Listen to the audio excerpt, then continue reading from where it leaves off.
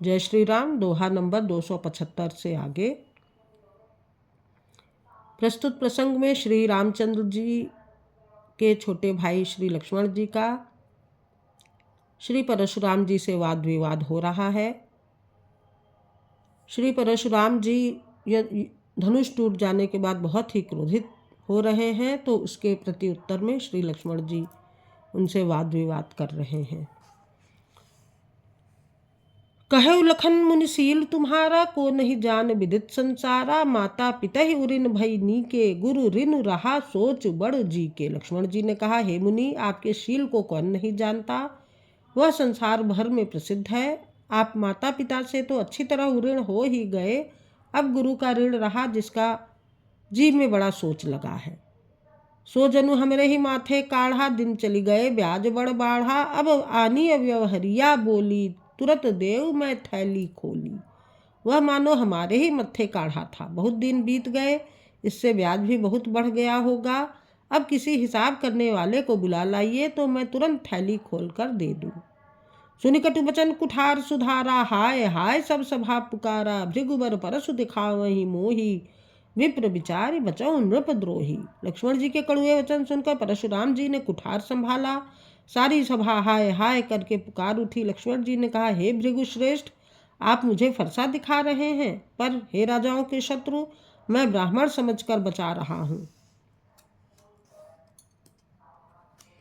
मिले न कबहु सुभट रन गाढ़े, द्विज देवता घर ही के बाढ़े। अनुचित कहीं सब लोग पुकारे, रघुपति सह नहीं लखन निवारे। आपको कभी रणधीर बलवान वीर नहीं मिले, हे ब्राह्मण देवता, आप घर ही में बड़े हैं।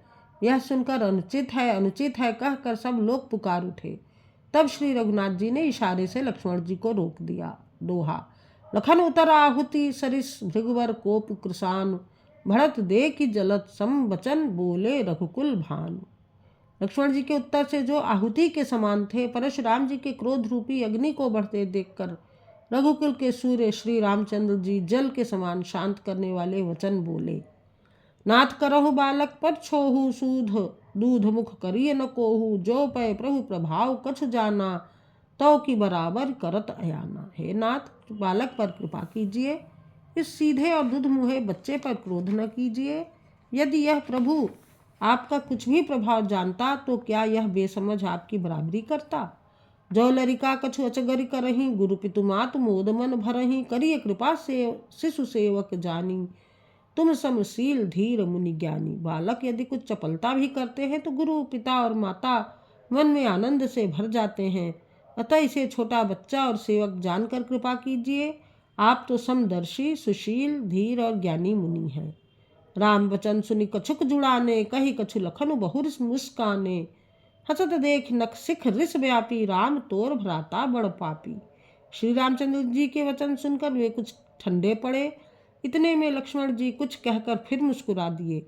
उनको हंसते देखकर परशुराम जी के नख से शिख तक सारे शरीर में क्रोध छा गया। उन्होंने कहा, हे राम, तेरा भाई बड़ा पापी है। गौर शरीर श्याम मन माही, कालकूट मुख पय मुख नाही। सहज टेढ़ अनुहरई न तोही, नीच नीच सम देख न मोही। यह शरीर से गोरा पर हृदय का बड़ा काला है। यह विष मुख है, दुधमुहा नहीं। स्वभाव से ही टेढ़ा है, तेरा अनुसरण नहीं करता। तेरे जैसा बालक शीलवान नहीं है। यह नीच मुझे काल के समान नहीं देखता। दोहा। लखन कहऊँ हंसी सुनहि मुनि, क्रोध पाप कर मूल। जेहि बस जन अनुचित करहि, चरहि विश्व प्रतिकूल। लक्ष्मण जी ने हंसकर कहा, हे मुनि सुनिए, क्रोध पाप का मूल है, जिसके वश में होकर मनुष्य अनुचित कर्म कर बैठते हैं और विश्व भर के प्रतिकूल चलते सबका हित करते हैं। मैं तुम्हार अनुचर मुनि राया, परिहरि कोप करिए अब दाया। टूट चाप नहीं जुरिहि रिसाने, बैठिए हुई ही पाए पिराने। हे मुनिराज, मैं आपका दास हूँ, अब क्रोध त्याग कर दया कीजिए। टूटा हुआ धनुष क्रोध करने से जुड़ नहीं जाएगा। खड़े खड़े पैर दुखने लगे होंगे, बैठ जाइए। जो अति प्रिय तो करिए उपाई, जोरिय को बड़ गुनी बोलाई। बोलत लखनई जनक डेराही, मष्ट करहु अनुचित भल नाही। यदि धनुष अत्यंत ही प्रिय हो तो कोई उपाय किया जाए, और यदि किसी बड़े गुणी कारीगर को बुलाकर जुड़वा दिया जाए। लक्ष्मण जी के बोलने से जनक जी डर जाते हैं और कहते हैं बस चुप रहिए, अनुचित बोलना अच्छा नहीं। थर थर कापहि पुर नर नारी, छोट कुमार खोट बड़ भारी। भृगुपति सुनी सुनी निर्भय बानी, रिस तन जरई होई बलहानि। जनकपुर के स्त्री पुरुष थर थर काँप रहे हैं और मन ही मन कह रहे हैं कि छोटा कुमार बड़ा ही खोटा है।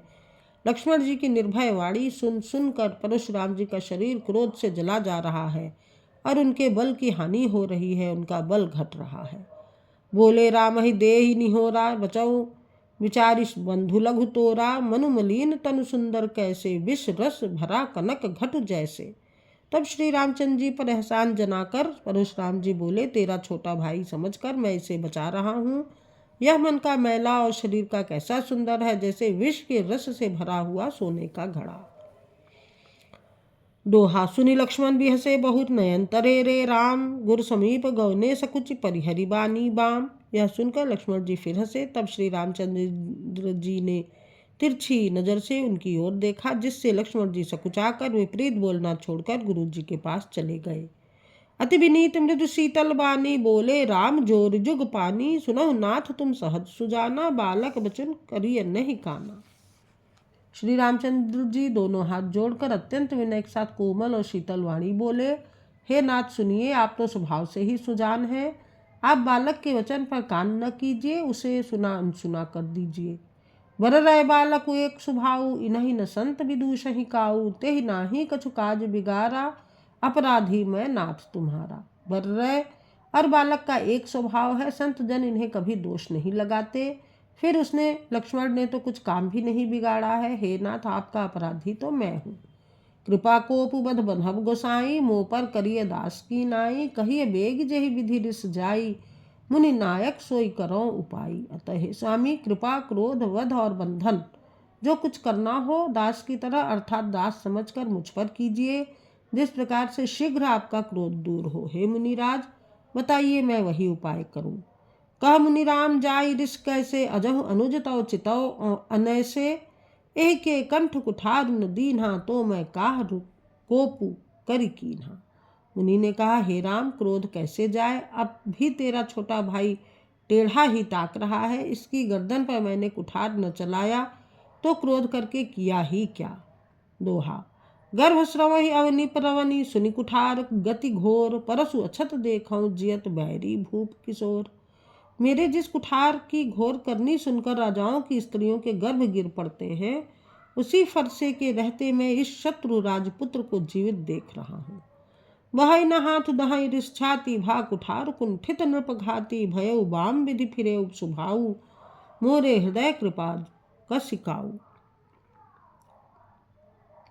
हाथ चलता नहीं, क्रोध से छाती जली जाती है। हाय राजाओं का घातक, यह कुठार भी कुंठित हो गया। विधाता विपरीत हो गया, इससे मेरा स्वभाव बदल गया। नहीं तो भला मेरे हृदय में किसी समय भी कृपा कैसी। आज दया दुख दुसह सहावा, सुनि सौमित्री बिहस सिरुनावा। वाउ कृपा मूरति अनुकूला, बोलत बचन झरत जनु फूला।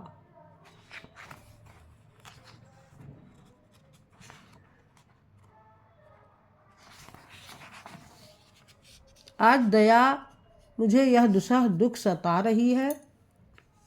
यह सुनकर लक्ष्मण जी ने मुस्कुराकर सिर नवाया और कहा, आपकी कृपा रूपी वायु भी आपकी मूर्ति के अनुकूल ही है। वचन बोलते हैं तो मानो फूल झड़ रहे हैं। जो पे कृपा जरहि मुनि गाता, क्रोध भये तनु राख विधाता। देख जनक हठि बालक एहू, कीन चहत जड़ जमपुर गेहू। हे मुनि, यदि कृपा करने से आपका शरीर जला जाता है तो क्रोध होने पर तो शरीर की रक्षा विधाता ही करेंगे। परशुराम जी ने कहा, हे जनक, देख यह मूर्ख बालक हठ करके यमपुरी में घर निवास करना चाहता है। वेगी करहु किन आखिन ओटा, देखत छोट खोट नृप ढोटा। बिहसे लखन कहा मन माही, मुदे आँख कतहु को नाही। इसको शीघ्र ही आंखों की ओट क्यों नहीं करते। यह राजपुत्र देखने में छोटा है पर है बड़ा खोटा। लक्ष्मण जी ने हंसकर मन ही मन कहा, आंख मूद लेने पर कहीं कोई नहीं है। दोहा परशुराम तब राम प्रति बोले उरति क्रोध, शंभु सरासन तोर सठ करसि हमार प्रबोध। तब परशुराम जी हृदय में अत्यंत क्रोध भरकर श्री राम जी से बोले, अरे शठ, तू शिव जी का धनुष तोड़कर उल्टा हम ही को ज्ञान सिखाता है। जय श्री राम। दोहा नंबर 280।